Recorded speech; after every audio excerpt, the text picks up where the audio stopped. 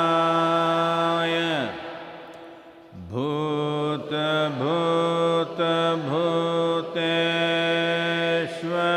भूतभूतभूतेश्वराय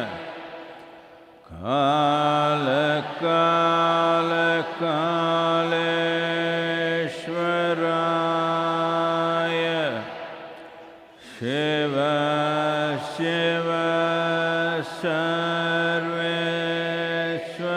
सर्वेश्वराय शम्भ शम्भ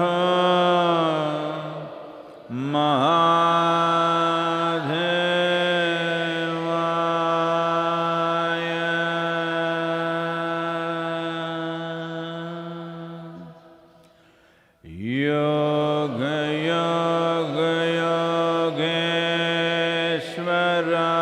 योगयोगयोगेश्वराय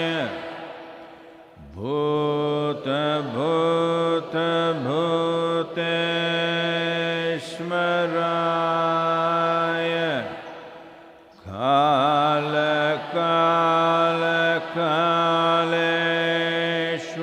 कालकालकालेश्वराय शिव शिव सर्वेश्वराय शम्भ शम्भ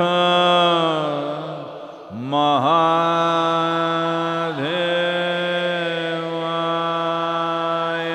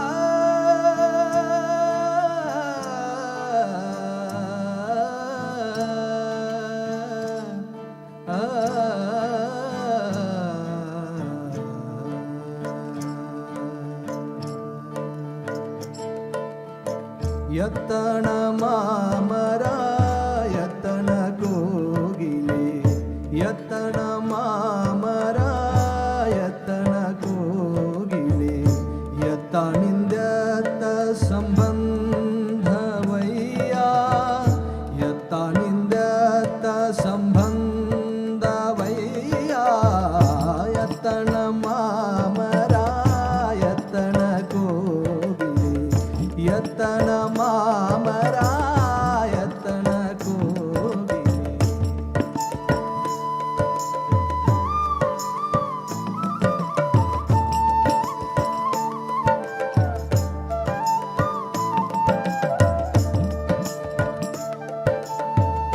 ಬೆಟ್ಟದ ನೆಲ್ಲಿಕಾಯಿ ಸಮುದ್ರದ ಉಪ್ಪು ಬೆಟ್ಟದ ನೆಲ್ಲಿಕಾಯಿ ಸಮುದ್ರದ ಉಪ್ಪು ಯತ್ತನಿಂದತ ಸಂಬಂಧವಯ್ಯ ಯತ್ತನಿಂದತ ಸಂಬಂಧವಯ್ಯ ಗುಹೇಶ್ವರ ಲಿಂಗಕ್ಕೂ ಎನಗೆಯೂ ಗುಹೇಶ್ವರ ಲಿಂಗಕ್ಕೂ ಎನಗೆಯೂ ಯತ್ತನಿಂದತ ಸಂಬಂಧವಯ್ಯ ಯತ್ತನಿಂದತ ಸಂಬಂಧವಯ್ಯ ಯತನ ಮಾಮರ ಯತನ ಕೋಗಿಲೆ ಯತನ ಮಾಮರ ಯತನ ಕೋಗಿಲೆ ಯತನಿಂದತ ಸಂಬಂಧವಯ್ಯ ಯತನಿಂದತ ಸಂಬಂಧವಯ್ಯ ಯತನ ಮಾಮರ ಯತನ ಕೋಗಿಲೆ ಯತನ ಮಾಮರ ಯತನ ಮಾಮರ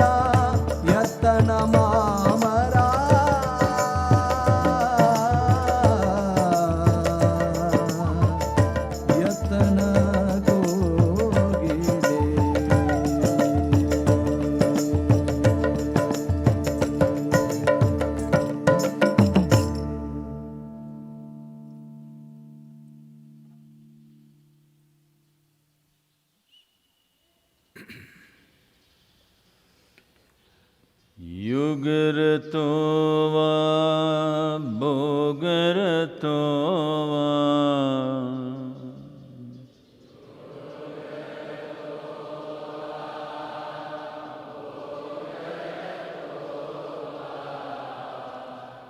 संगरतो वा संगविहीनः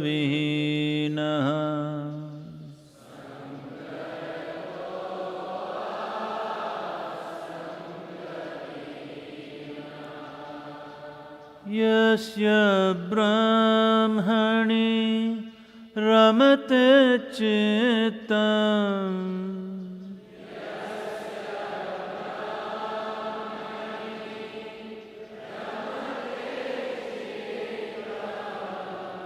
यस्य ब्रह्मणि रमते चित्तम्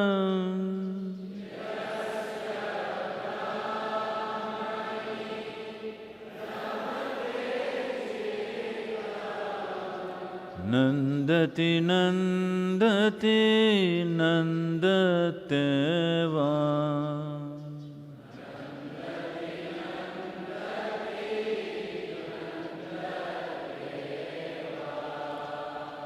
नन्दति नन्दति नन्दते वा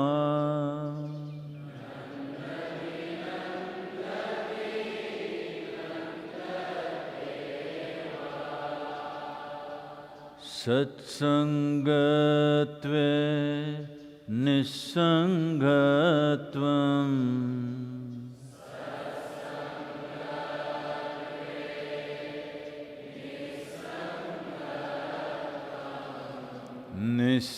निस्संगत्वे निर्मोहत्वम्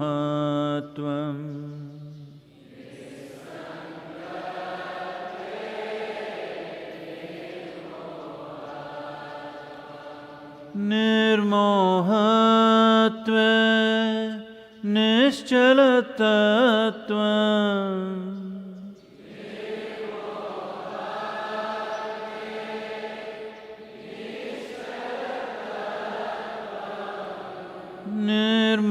निर्मोहत्वे निश्चलतत्वम्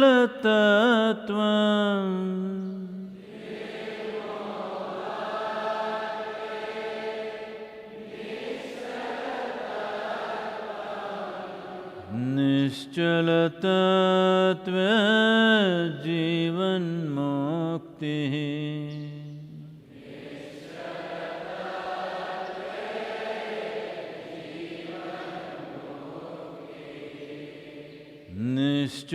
निश्चलतत्वे जीवन्मुक्तिः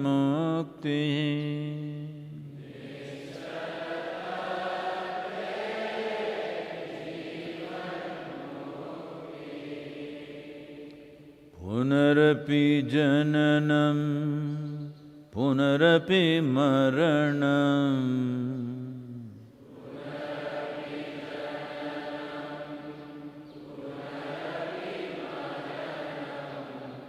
पुनरपि जननी जठरे शयनम्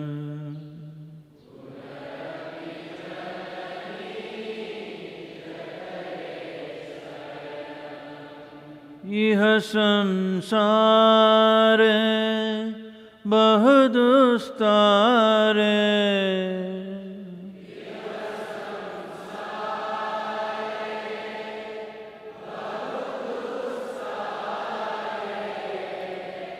इह संसारे बहुदुस्तारे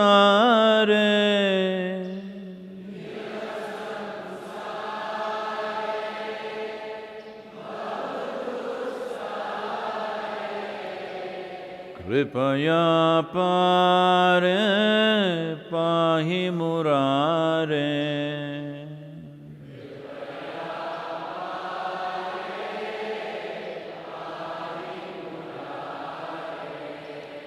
कृपया पारे पाहि मुरारे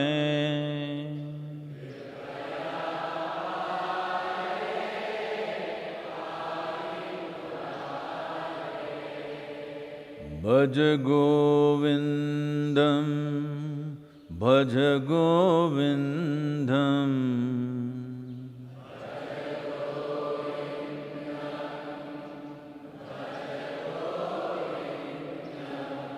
गोविन्दं भज मूढमते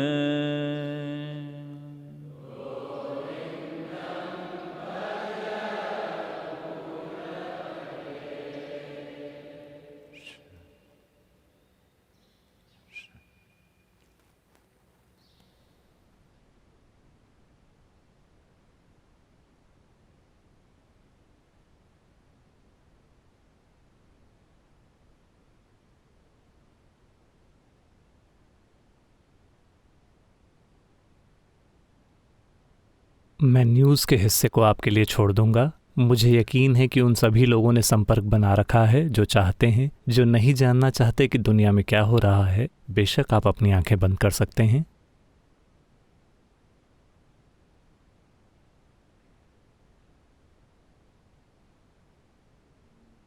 आज आदि शंकर की जयंती है। योग रथोवा जो आपने अभी गाया, ये उनकी रचना है। एक अविश्वसनीय रूप से उत्साही और ऊर्जावान आदमी। उन दिनों में इस देश को पैदल चलकर इधर से उधर तक पार किया। जब तक वो 32 साल के हुए, मेरे ख्याल से वे 3 बार ऊपर से नीचे तक गए और पूर्व से पश्चिम तक भी। और उन्होंने आध्यात्मिक प्रक्रिया को अपनी ही तरह से स्थापित किया। मेरी पसंद के हिसाब से वे कुछ ज्यादा ही प्रचारक जैसे थे, लेकिन उन दिनों की शायद वही विवशता थी और उन्होंने इसी तरह से खुद को अभिव्यक्त किया। और वे 32 साल की उम्र में चले गए। 12 साल की उम्र से 32 तक 20 साल वे एक अभियान पर थे। एक आदमी, अद्भुत क्षमताओं वाला एक अविश्वसनीय आदमी, अपनी बुद्धि में लगभग महामानव। और उन्होंने स्थापित किया, एक तरह से इस संस्कृति में आध्यात्मिक प्रक्रिया को पुनः स्थापित किया 1000 साल से थोड़ा पहले।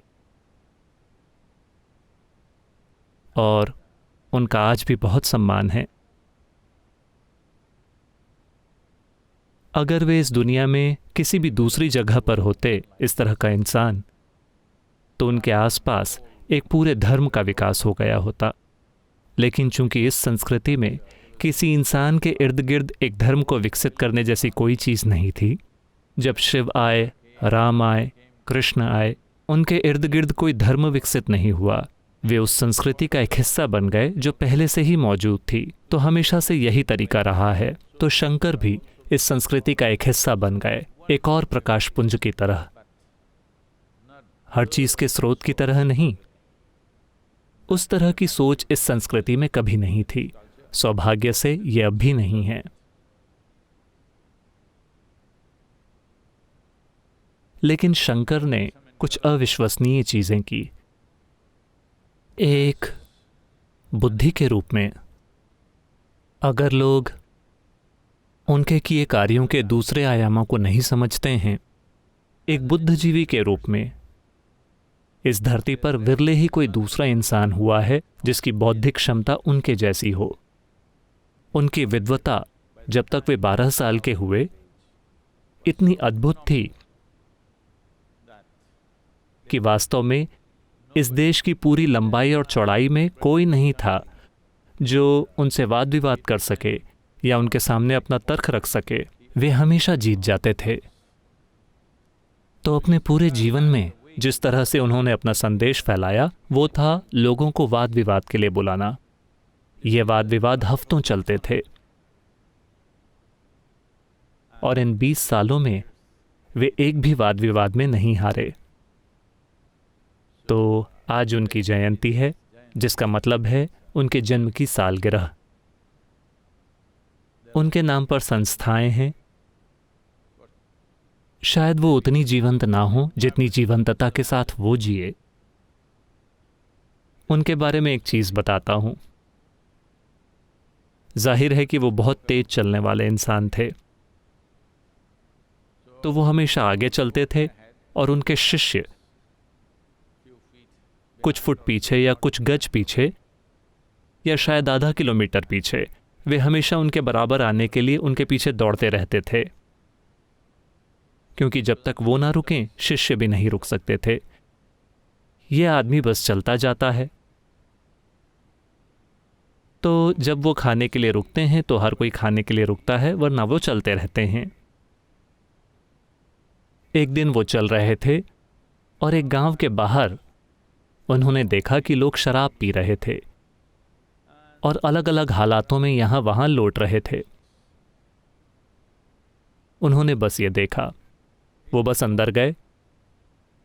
उन दिनों और आज भी गांवों में पसंदीदा शराब को ताड़ी कहते हैं। ये ताड़ के पेड़ से आती है। ये कुछ कुछ पश्चिमी बियर जैसी होती है, लेकिन ये छाछ की तरह दिखती है। और या तो ये बहुत हल्के अल्कोहल की हो सकती है या इसे बहुत तेज भी बना सकते हैं। इस जगह पर ताड़ी तेज रही होगी क्योंकि लोग यहां वहां लौट रहे थे। तो उन्होंने इसे देखा। वो ताड़ी की दुकान में गए, उन्होंने ताड़ी का एक पूरा घड़ा उठाया और बस पी गए और बस चलते रहे। उन्होंने लोट नहीं लगाई। तो उनके शिष्यों ने उन्हें पीते हुए देखा और तब आपस में, तो हमारे गुरु शराब पी रहे हैं।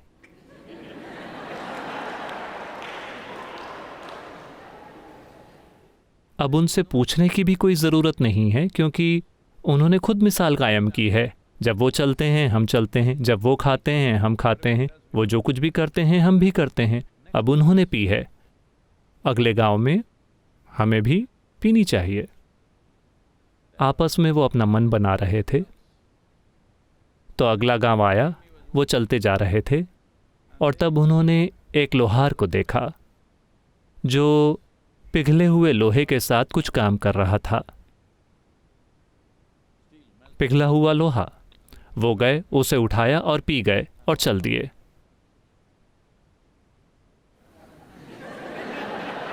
बेशक शिष्य उसे नहीं पीना चाहते थे। तो लगभग एक महामानव, अपने समय की एक अद्भुत घटना, 1000 साल बाद भी वो जीवित हैं। अब भी लोग, काफ़ी सारे लोग आज भी उनकी रचनाओं का अभ्यास और पाठ करते हैं कई तरीकों से।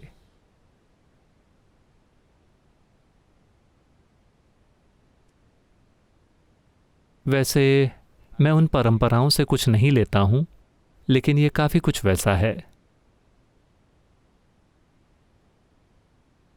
उन्होंने एक चीज़ लिखी जिसे सौंदर्य लहरी कहते हैं। इसका मतलब है सृष्टि की अद्भुत सुंदरता का वर्णन करना, सृष्टि की शक्ति और सुंदरता। तो इसे लिखा गया था ताकि इस संस्कृति में स्त्रीत्व की पूजा जिंदा रहे। जब हम भैरवी की प्राण प्रतिष्ठा कर रहे थे तब कुछ चीज़ें हुईं और कुछ लोग इसकी ओर आकर्षित हुए और वे आए और उन्होंने प्राण प्रतिष्ठा में भाग लिया। उसके बाद उन्होंने आकर कहा, सद्गुरु आप यहाँ जो कर रहे हैं ठीक यही चीज़ सौंदर्य लहरी में लिखी हुई है। मैंने कहा मैंने उसे कभी नहीं पढ़ा है, क्योंकि मैं उस तरह से काम नहीं करता हूँ। मेरा तरीका सिर्फ अपनी आंखें बंद करने का है। जब मैं कुछ जानना चाहता हूँ मैं अपनी आंखें बंद कर लेता हूँ। मैं किसी चीज़ को पढ़कर नहीं जान सकता, वरना अभी तक मैं एक प्रोफेसर बन गया होता।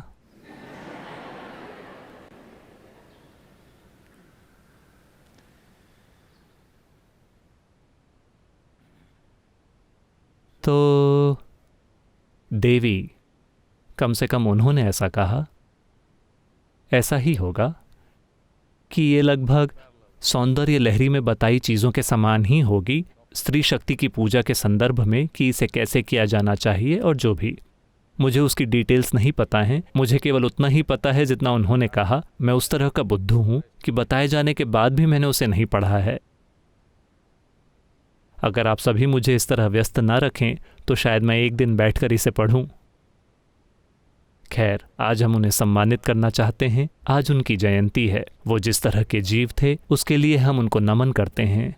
हमें इस ग्रह में ऐसे लोगों को पैदा करना होगा अगर हम चाहते हैं कि मानवता एक नई संभावना में ऊपर उठे। हमें उस तरह की जोश की आवश्यकता है कि उस इंसान के पास जो है वो इतना मूल्यवान है कि वो इस देश में ऊपर से नीचे तक चल कर जाता है। मैं कह रहा हूं कि ये कोई छोटा देश नहीं है। एक छोर से दूसरे छोर की दूरी 4000 किलोमीटर है और 20 सालों के भीतर उन्होंने 3 बार ऊपर नीचे पैदल यात्रा की और एक बार पूर्व से पश्चिम तक। ये कोई छोटी चीज़ नहीं है। और पूरे रास्ते दिन भर चलने के बाद उन्होंने साहित्य की रचना की। शायद वे रात में बैठते हैं और इन हजारों पन्नों को लिखते हैं जिसकी उन्होंने रचना की। भाषा पर सबसे अविश्वसनीय नियंत्रण और एक बहुत ही गहन ज्ञान की अभूतपूर्व अभिव्यक्ति। तो हमें ऐसे लोगों को पैदा करना होगा। मुझे इंतज़ार है। ये सवाल श्वेता का है। आप अक्सर कहते हैं कि कोई भी अचानक नहीं मरता है। मृत्यु की प्रक्रिया जन्म से शुरू होती है और एक दिन पूरी हो जाती है।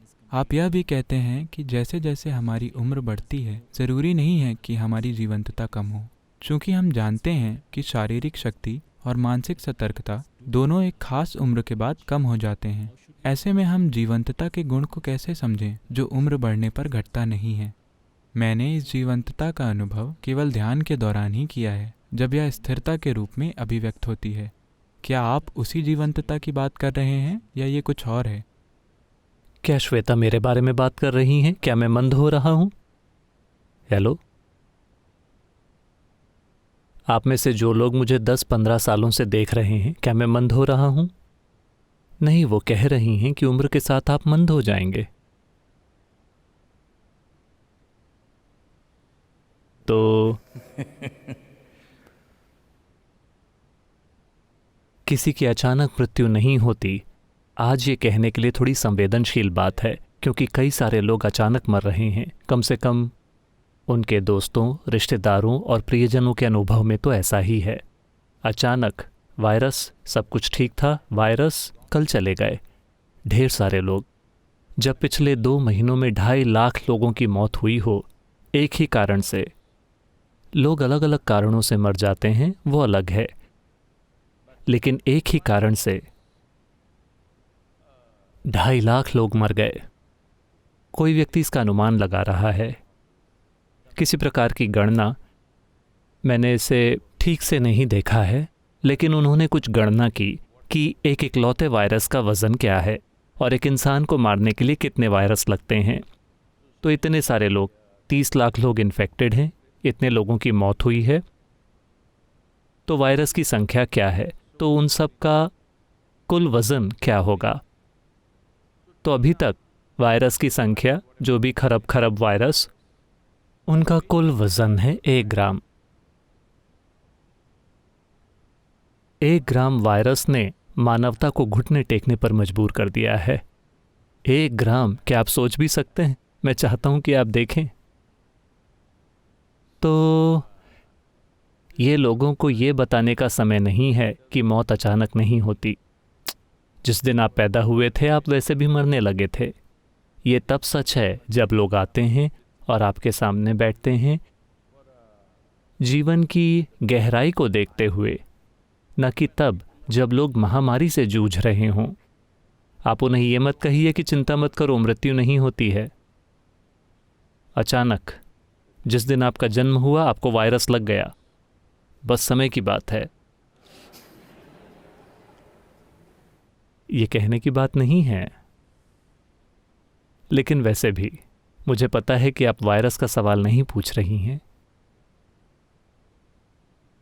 तो ऐसा इसलिए नहीं है क्योंकि मैंने कहा है।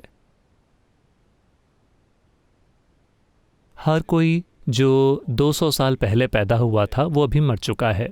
क्या ये पक्का है? सभी मर गए। हर कोई जो 500 साल पहले यहाँ रहता था सभी मर गए। हर कोई जो 1000 साल पहले मौजूद था मर गया। यहाँ तक कि ज़्यादातर लोग जो 100 साल पहले पैदा हुए थे उनमें से लगभग सभी मर गए हैं। तो मौत हमारे बीच एक स्थायी प्रक्रिया रही है। ये अचानक नहीं हुई है। जाहिर है ये हमेशा से चालू रही है। तो मेरे जीवन में ये प्रक्रिया कब शुरू होती है? जन्म का मतलब ही मृत्यु है। जन्म एक प्रक्रिया की शुरुआत है, मृत्यु उसका अंत है। हम जो हैं उसकी शारीरिक प्रक्रिया और काफ़ी हद तक हम जो हैं उसकी मानसिक प्रक्रिया भी जन्म से शुरू होती है और मौत के साथ उसका अंत होता है। ये मेरा आविष्कार नहीं है। अगर आप कल मर जाएं तो मुझ पर इल्ज़ाम मत लगाइएगा। मौत मेरा आविष्कार नहीं है, मैंने बस इस पर एक किताब लिखी है। अरे सद्गुरु ने मौत का आविष्कार किया है, उन्हें पकड़ते हैं। नहीं, मैंने नहीं किया। मेरे आने से पहले भी लोग मरते रहे हैं और मेरे जाने के बाद भी लोग मरेंगे। तो उम्र के साथ शरीर कमजोर होता जा रहा है। शारीरिक ऊर्जा भी अधिक कमजोर हो जाती है।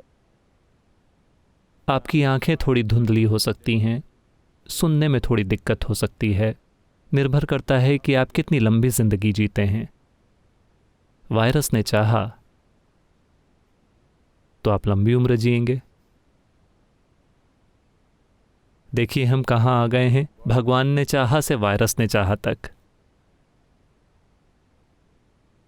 तो आप कितनी लंबी उम्र जीते हैं उसके अनुसार निश्चित रूप से आपकी इंद्रियां कमजोर हो जाएंगी। लेकिन जीवंतता उस बारे में नहीं है। आपकी इंद्रियां बस शारीरिक क्षमताओं जैसी हैं। आपकी देखने, सुनने, स्वाद चखने और सूंघने की क्षमता, ये सारी शारीरिक क्षमताएं हैं। वो निश्चित रूप से कम हो जाएंगी। कितने खराब तरीके से, ये इस पर निर्भर करता है कि आप खुद को कैसे रखते हैं, लेकिन ये निश्चित रूप से कम हो जाएगी। आप 20 की उम्र में जैसे हैं आप 80 की उम्र में वैसे नहीं होंगे। शायद शारीरिक और मानसिक दोनों तरह की क्षमताओं में। लेकिन क्या इसका ये मतलब है कि ये कम स्तर की जीवंतता है? आपको इस पर गौर करना होगा। जीवंतता का मतलब है बुनियादी जीवन। इस जीवन के पास कई सहायक चीजें हैं जिससे ये खुद को अभी प्रकट कर रहा है। खुद को प्रकट करने के लिए उसे एक भौतिक ऊर्जा, एक भौतिक शरीर, तंत्रिका तंत्र, बौद्धिक प्रक्रिया, मानसिक प्रक्रिया और 5 इंद्रियों की जरूरत होती है। ये सभी वो चीजें हैं जिन्हें ये धीरे धीरे बाहर निकालता है। जब आपकी माँ के गर्भ में वो 2 कोशिकाएं मिलीं, तब आपके पास इनमें से कोई भी चीज नहीं थी। आपके पास उन चीजों में से कुछ भी नहीं था। आप देख नहीं सकते थे, सुन नहीं सकते थे, स्वाद नहीं चख सकते थे, सूंघ नहीं सकते थे। आप कुछ भी नहीं कर सकते थे। धीरे धीरे इसने खुद को बाहर निकाला। ये एक सुंदर चीज है। मुझे नहीं पता कि उन्होंने इसे क्यों तोड़ा। खैर, ये अब भी सुंदर है। तो पेड़ वहां खड़ा है। पत्ते, शाखाएं और फूल ऐसी चीजें हैं जो ये बाहर निकालता है। इसी तरह आप कई चीजें बाहर निकालते हैं। आपका भौतिक शरीर, आपकी मानसिक क्षमता, आपकी 5 इंद्रियां, ये सभी एक्सेसरीज हैं, एक्सटेंशंस हैं जिन्हें हम बाहर निकालते हैं ताकि हम एक सक्षम जीवन के रूप में जी सकें। आप इसे कितने अच्छे से बाहर निकालते हैं। ये पूरा संगठन कितनी अच्छी तरह से व्यवस्थित है। ये एक संगठन है। हम इसे एक जीव कह सकते हैं, लेकिन एक जीव भी अपने आप में एक संगठन है। तो इसने इन सभी चीजों को व्यवस्थित किया है। विकास की प्रक्रिया, अगर आप इस पर गौर करें तो समय के साथ साथ हमने अपनी क्षमताओं को और ज़्यादा और ज़्यादा और ज़्यादा व्यवस्थित किया है। आप अमीबा की तुलना में थोड़े अधिक सक्षम हैं, है कि नहीं? नहीं नहीं, उसे कम मत समझिए। देखिए वायरस क्या कर रहा है। सिर्फ 1 ग्राम। तो ये संगठन बढ़ता गया, उसकी वजह से कुछ क्षमताएं मिली, कुछ असर हुआ, लेकिन ये सब जीवन के द्वारा किया गया है। अगर आपको समझ नहीं आ रहा है, या अगर बहुत अधिक गलतफहमी है, या अगर जीवन शब्द बहुत ज़्यादा फैला हुआ है, तो चलिए इसे जीवन का स्रोत कहते हैं। वो जो जीवन का स्रोत है, जो खुद जीवन है, इसे जीवन कहना आसान, सरल और अधिक उपयुक्त है, क्योंकि ये जीवन ही है। ये सभी एक्सटेंशन और एक्सेसरीज हैं। ये काफ़ी नहीं था, पैर काफ़ी नहीं थे तो हमने एक कार ले ली, एक कार काफ़ी नहीं थी तो हमने एक हवाई जहाज़ ले लिया। इस तरह से हमने एक्सेसरीज लगा ली। अब लोग मुझसे बहुत नाराज़ हैं क्योंकि मैंने कहा कि अगर आप एक कार खरीदते हैं तो आपको इसका 8 साल तक इस्तेमाल करना होगा। ठीक है, आप इसे कम करके 6 साल या 5 साल कर सकते हैं, लेकिन कोई समय तय कीजिए। पृथ्वी पर कितने इंसान होने चाहिए? पृथ्वी पर कितनी कारें होनी चाहिए? पृथ्वी पर कितने कंप्यूटर होने चाहिए? पृथ्वी पर हर चीज़ कितनी होनी चाहिए? हमें अपना मन बनाना होगा। इसी तरह आप भी कितना विस्तार करना चाहते हैं, आपको ये तय करना चाहिए, है ना? क्या आप सभी ने तय कर लिया है कि आप अपना वज़न ज़्यादा से ज़्यादा कितना होने देंगे? हेलो, हाँ, आपको तय करना चाहिए। मेरा वज़न उतना ही रहा है जब मैं 19 साल का था, तब से अभी तक मेरा वज़न वही है। ये कमबख्त गुरुत्वाकर्षण जो मेरे कंधों पर हुआ करता था, वो धीरे धीरे गुरुत्वाकर्षण के कारण थोड़ा सा नहीं, ये गुरुत्वाकर्षण का खिंचाव है। मैंने पृथ्वी के सामने थोड़ा सा समर्पण कर दिया है, तो लेकिन वही वज़न बरकरार रखा है। आप सभी को भी ये तय करना चाहिए कि आप कितना विस्तार करने वाले हैं, शारीरिक रूप से, भौतिक रूप से, चीज़ों के स्तर पर कितना विस्तार हर किसी को तय करना चाहिए, वरना चीज़ों की व्यवस्था अपने आप में जीवन को सीमित करने का कारण बन जाती है। आपकी व्यवस्था ही जीवन को भयंकर रूप से सीमित कर देती है। तो आप अपनी व्यवस्था को मैं समझने की गलती कर रहे हैं। ये सवाल इसी वजह से आ रहा है। हाँ, व्यवस्थाएं, आप उन्हें चाहे जितने भी अच्छे से मैनेज करें, कुछ समय के बाद वो, क्योंकि ये चीज़ों की व्यवस्था है, जब तक उसे पूरी तरह से नया नहीं किया जाता, उसमें कमज़ोर पड़ने की प्रवृत्ति होती है। जो भी चीज़ हार्डवेयर है वो कमज़ोर पड़ जाएगी, जो भी चीज़ सॉफ्टवेयर है उसे आप अपडेट कर सकते हैं। कर्म की पूरी प्रक्रिया इसी बारे में है कि अगर आप चाहें तो आध्यात्मिक प्रक्रिया का उद्देश्य बस अपने कर्म को अपडेट करना है, ताकि आप गोदाम में मौजूद नए नए कर्मों को हाथ में ले सकें। सामान्य लोग, देखिए मैं उन्हें सामान्य कह रहा हूं क्योंकि बहुमत उन्हीं का है और मैं खतरा नहीं उठाना चाहता। मैं कह रहा हूं मूर्ख लोग, सामान्य लोग से मेरा यही मतलब है। दुनिया के मूर्ख हमेशा ये कोशिश करेंगे कि उनके पास सीमित कर्म हो। वो व्यक्ति जो आध्यात्मिक मार्ग पर है, जो धधक रहा है, वो पूरे गोदाम को डाउनलोड करना चाहता है, लेकिन उसे पता है कि अगर वो पूरे गोदाम को डाउनलोड करता है तो शायद हार्डवेयर ही टूट जाए, ये कुछ ज़्यादा ही हो जाएगा। तो वो इसे अपडेट करता रहता है, ज़्यादा से ज़्यादा चुनौतियां लेता रहता है, क्योंकि हम चाहते हैं कि सारी चुनौतियां जल्द से जल्द निपट जाएं। लगातार ज़्यादा से ज़्यादा कर्म डाउनलोड करते रहना। तो ऐसा लगता है कि वो लोग जो आध्यात्मिक मार्ग पर हैं, जीवन की परिस्थितियों के स्तर पर ऐसा लगता है कि वो दूसरों के मुकाबले ज़्यादा यातना झेलते हैं। लेकिन कोई बात नहीं, अगर आपको कोई दुख नहीं हो रहा है तो वज़न कोई समस्या नहीं है। वज़न समस्या नहीं है।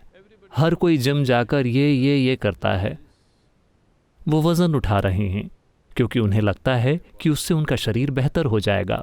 तो वज़न सिर्फ आपको मजबूत बनाएगा जब तक आप वज़न से दुखी ना हो।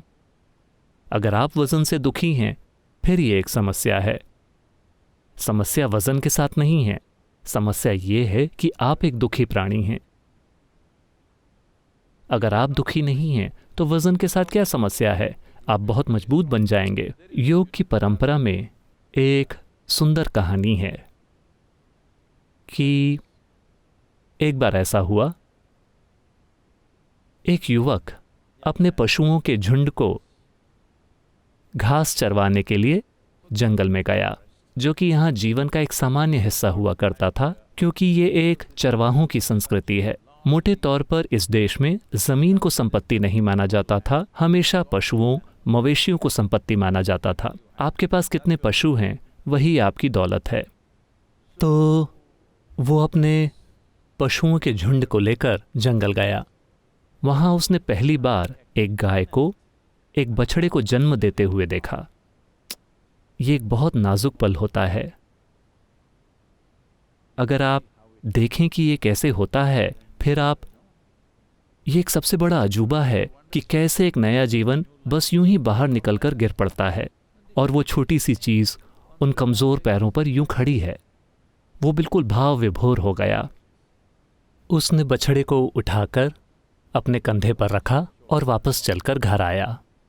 वो इस छोटे से बछड़े के साथ इतनी गहराई से जुड़ गया। हर दिन वो उसे उठाकर जंगल ले जाता है, उसे घास चरवाता है और फिर उसे अपने कंधों पर उठाकर वापस लाता है।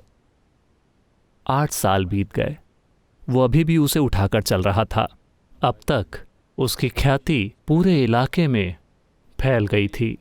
वो एक सुपरमैन है। वो एक भारी भरकम बैल को अपने कंधों पर उठाता है और चलता है, क्योंकि बछड़े का वजन धीरे धीरे बढ़ता है, आपकी तरह। नहीं, आप सभी बहुत अच्छे हैं। उसे कभी एहसास ही नहीं हुआ। अपने प्यार के कारण वो हर दिन बछड़े को अपने कंधों पर उठाता रहा। हर दिन उसका वजन कुछ ग्राम बढ़ता रहा। 8 सालों के बाद वो एक भारी भरकम बैल बन गया है, लेकिन वो उसे उठाकर चलता है। तो उसकी ख्याति पूरे इलाके में फैल गई कि वो एक सुपरमैन है जो एक बैल को उठाकर चलता है। तो वजन आपके साथ यही करता है कि ये आपको इतना मजबूत बना देता है कि आप कल्पना भी नहीं कर सकते। लेकिन अगर आप बोझ से दुख पाते हैं, मुझे ये कमबख्त बोझ क्यों उठाना पड़ रहा है, फिर ये एक बड़ी समस्या है। तो वह व्यक्ति जो आध्यात्मिक मार्ग पर है, वो हमेशा ये देखता रहता है कि कैसे नए सॉफ्टवेयर को डाउनलोड करके उसके साथ निपटा जाए। उसे कल के लिए टालना नहीं, उसे किसी और समय के लिए टालना नहीं। हम उसके साथ अभी निपटना चाहते हैं। इसमें जो कुछ भी मौजूद है, सब कुछ, चाहे वो जो भी हो, अच्छा बुरा बदसूरत, मैं उससे अभी निपटना चाहता हूँ, कल नहीं। क्या आप तैयार हैं? हर चीज़, अच्छी चीज़, बुरी चीज़ें, बदसूरत चीज़ें, बकवास, वो चाहे जो भी हो, हम उससे अभी निपटना चाहते हैं। हम चाहते हैं कि कल ऐसा हो। हमें आज काम कर करके अपनी ज़िंदगी बिताने में कोई दिक्कत नहीं है, क्योंकि हम हर चीज़ से निपटना चाहते हैं, ताकि अगर हम कल बैठें तो हमें यूं बैठना चाहिए जैसे हम सृष्टि की शुरुआत हों। सृष्टि की शुरुआत में सब कुछ स्थिर था। आपको उस तरह से बैठने में सक्षम होना चाहिए, क्योंकि सृष्टि की शुरुआत का निवेश आप में भी किया गया है। जब मैं कहता हूँ जीवन, तो मैं उसकी बात कर रहा हूँ। जिस चीज़ ने हर चीज़ की शुरुआत की, वो आपके अंदर भी बैठी हुई है। वो कम कैसे होगा आपके 100 साल जीने से? अगर वायरस ने चाहा तो आपके 100 साल एक मूर्खता भरी बकवास हैं, जिसकी वजह से जो जीवन की शुरुआत करता है और आपके भीतर धड़क रहा है, आप उसे भूल गए हैं। आपको लगता है कि आपकी छोटी उंगली ब्रह्मांड का केंद्र है। हाँ, नहीं, मैं कह रहा हूं आप छोटी उंगली भी नहीं हैं। आप इस सृष्टि में एक छोटी उंगली भी नहीं है। मैं चाहता हूं कि आप ये जान लें। लेकिन जब आप सोचते हैं कि मेरी छोटी उंगली ब्रह्मांड का केंद्र है, तो आप सामान्य और मूर्ख हैं। हाँ, क्योंकि दुर्भाग्य से मोटे तौर पर लोगों ने मूर्ख होने को सामान्य बना दिया है। हम एक नए सामान्य की स्थापना करने की कोशिश कर रहे हैं कि जबरदस्त रूप से क्षमतावान होना, जीवन की प्रक्रिया से अछूता रहना, लेकिन हर संभव तरीके से जीवन के साथ पूरी तरह से शरीक रहना, लेकिन उससे अछूता रहना, ये सामान्य है क्योंकि ये मेरे अंदर जीवन का स्रोत है। ये होने वाली हर चीज से अछूता है। हम वैसे होना चाहते हैं जैसी सृष्टि है और सृष्टि का स्रोत है। हर कोई ये कहने की कोशिश कर रहा है कि उनके मानसिक विस्तार, जो कुछ भी उन्होंने किए हैं, वो कह रहे हैं कि उनके मन का पागलपन ही जीने का सही तरीका है या जीवन ऐसा ही है। मैं लोगों के अलग अलग समूहों से बात करता रहा हूं। आप चाहे जो भी कहें, अंत में वो पूछते हैं, लेकिन सद्गुरु, हम कोरोना के बाद इस बेचैनी को कैसे संभालें?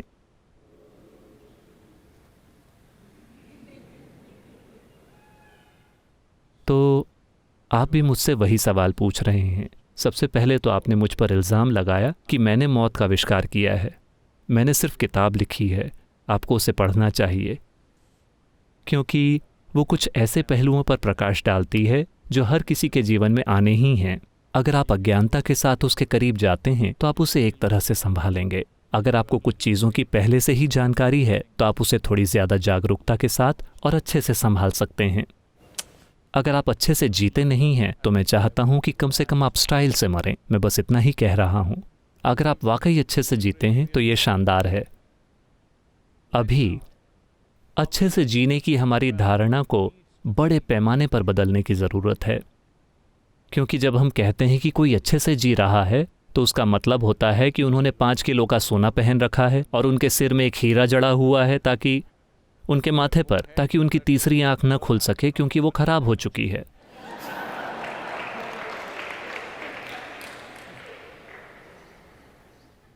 वो ज़रूरत से ज़्यादा खा रहे हैं, वो ज़रूरत से ज़्यादा कपड़े पहन रहे हैं, वो हर चीज़ का ज़रूरत से ज़्यादा इस्तेमाल कर रहे हैं।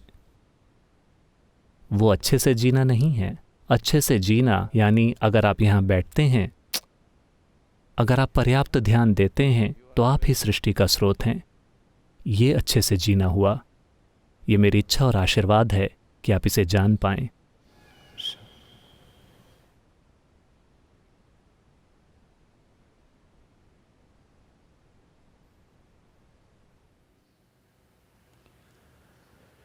योग योग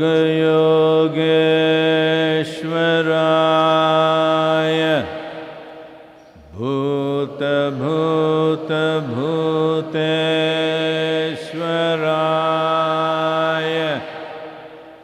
काल काल कालेश्वराय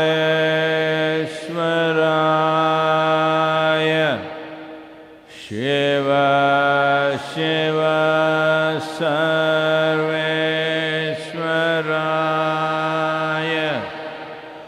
शंभ शंभ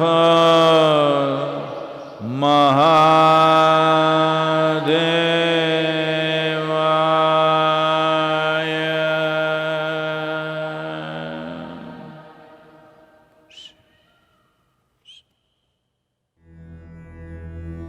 योग योग योगेश्वराय भूत भूत भूतेश्वराय काल काल कालेश्वराय शिव शिव सर्वेश्वराय शंभो शंभो महादेवाय।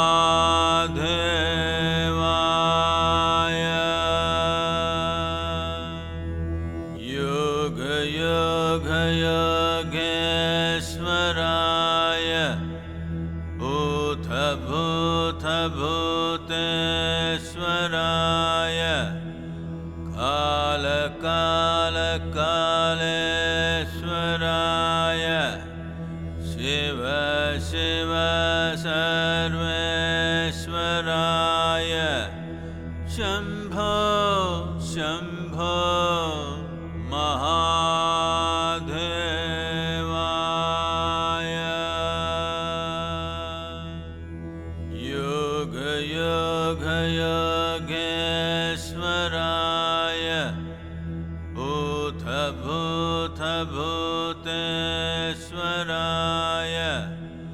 कालकालकालेश्वराय शिव शिव सर्वेश्वराय शम्भो शम्भो